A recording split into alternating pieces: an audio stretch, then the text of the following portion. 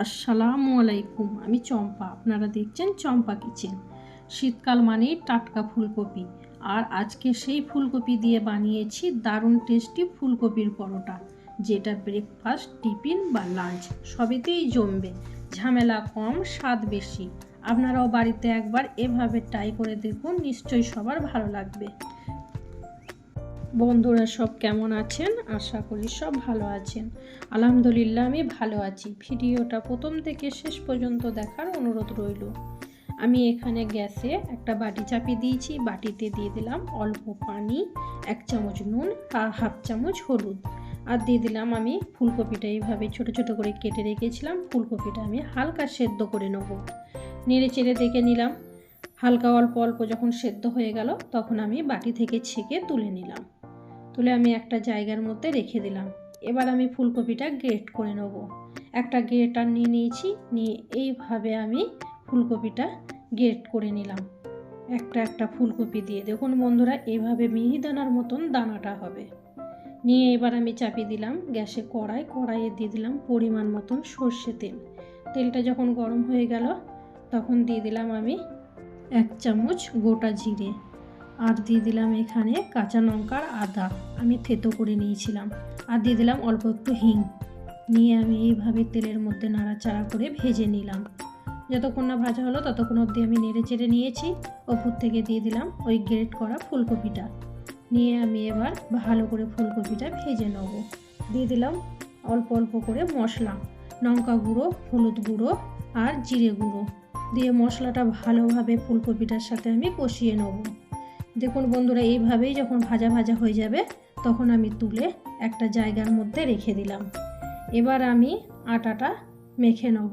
নিয়ে নিলাম একটা জায়গার মধ্যে দিয়ে দিলাম এখানে 2 হাতা গমের আটা আর 2 হাতা ময়দা, আর দিয়ে দিলাম স্বাদ মতন নুন, আর দিয়ে দিলাম এখানে জোয়ানটা আমি হাতে ঘষে নিয়েছি, নিয়ে আটার মধ্যে দিয়ে দিলাম। এবার দিয়ে দিলাম আমি এখানে ঘি পরিমাণ মতন। ঘিটা দিয়ে আমি আটাটা ময়ান দিয়ে দেবো। ঘি দিলে পরোটাটা নরম আর স্বাদ দুটোই অনেক বেড়ে যায়। এর ঘি মাখামাখি আটা দিয়ে পরোটাটা একদম দোকানের মতন নরম আর সুগন্ধি হয়। অল্প অল্প করে পানি দিয়ে আমি আটাটা মেখে একটা ডো তৈরি করে নিলাম। নিয়ে উপর থেকে ঘি মাখিয়ে আমি রেস্টে রেখে দিলাম আধ ঘন্টার জন্য ঢাকা দিয়ে। এবার আমি আধ ঘন্টা পর যখন আমি ফিরে এলাম, এইভাবে গোল গোল করে আমি লেচি কেটে নিলাম। ডোটা নরম রাখলে বেলতে সুবিধা, আর পরোটা খেতেও নরম হয়। আমি ডোটার মধ্যে এইভাবে গোল গোল করে বেলে নিলাম রুটির মতন। নিয়ে ওপর থেকে ওই ফুলকপির পুরটা দিয়ে দিলাম।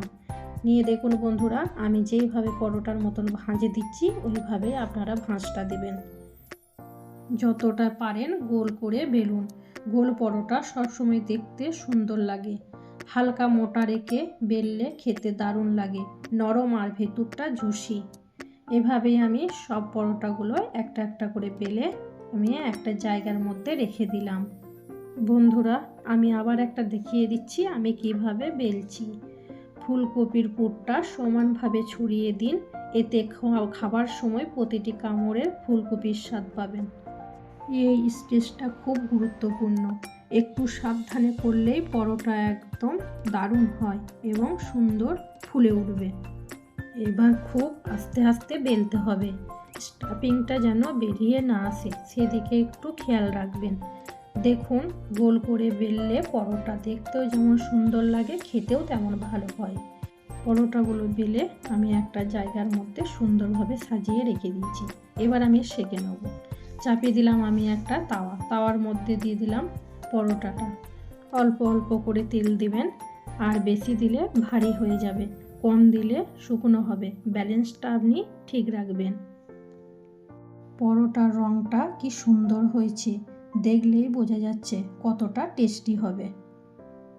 এটা একবার বানালে পুরো পরিবার বলবে, আজ আবার ওই ফুলকপির পরোটাটা বানিয়ে দাও।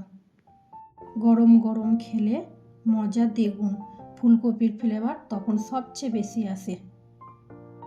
আপনি এটা দই, আচার, আলুর দম বা শুধু ঘি দিয়েই খেতে পারবেন। পরোটাগুলো এইভাবেই উল্টিয়ে পাল্টিয়ে আমি ভেজে নিচ্ছি। ভেজে আমি একটা জায়গার মধ্যে বন্ধুরা সব কটা পরোটা আমি রেখে দিয়েছি।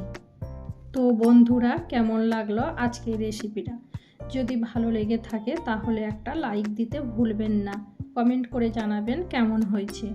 আর ভিডিও যদি আপনাদের ভালো লাগে তাহলে অবশ্যই বন্ধুদের সঙ্গে শেয়ার করবেন। আরও নতুন নতুন রেসিপি পেতে চ্যানেলটা সাবস্ক্রাইব করে পাশে থাকবেন, বেল আইকন অন করে রাখবেন। আজ এই পর্যন্তই, আবার দেখা হবে নতুন কোনো ঘরোয়া মজাদার রেসিপি নিয়ে। ততদিন পর্যন্ত সবাই ভালো থাকুন, সুস্থ থাকুন। চম্পা কিচেনের পক্ষ থেকে সবাইকে অনেক ভালোবাসা। খুদা হাফেজ।